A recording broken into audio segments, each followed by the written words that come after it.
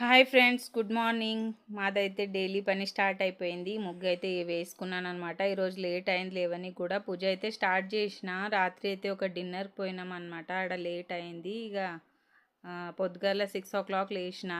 పూజ అయితే చేసుకున్నా. ఇక అక్కడ చాయ్ అయితే పెట్టుకున్నా.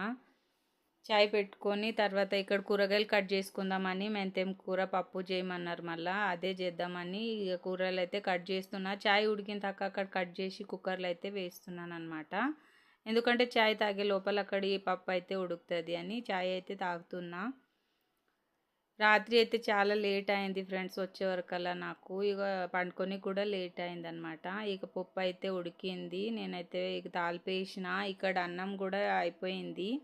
అన్నం పప్పు రెండు అయితే చేసేసిన. ఇక టిఫిన్ అయితే మా ఆయన నాకేం వద్దు ఈరోజు, నాకు హెల్త్ చెకప్ ఉంది ఈరోజు, టిఫిన్ అయితే నాకేం వద్దు, నేను ఏమన్నది బయటనే తింటా అంటే సరే మీ ఇష్టము అన్న. ఇక ఇక్కడ పప్పు అన్నం రెండు అయితే అయినాయి.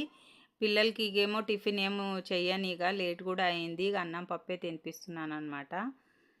డైలీ మా ఆయన గురించి అయినా ఏదైనా టిఫిన్ కావాలి. ఎందుకంటే ఆయన మార్నింగ్ టైము అన్నం అయితే తినరు. అందుకే ఆయనకు పిల్లలకి అవుతుందని అయితే చేస్తా. ఈరోజు ఆయన బయట తింటా అంటే సరే పిల్లలకి ఇదే తినిపిద్దామని అదే తినిపిస్తున్నా.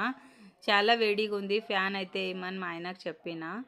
ఇక ఇద్దరు పిల్లలకి అన్నం అయితే తినిపించి ఇక మా ఆయనకైతే ఇక్కడ ఛాయ్ అయితే ఇచ్చేసిన. ఆయన కూడా టైం అవుతుంది, 8:30కే పోతా అని చెప్పారు.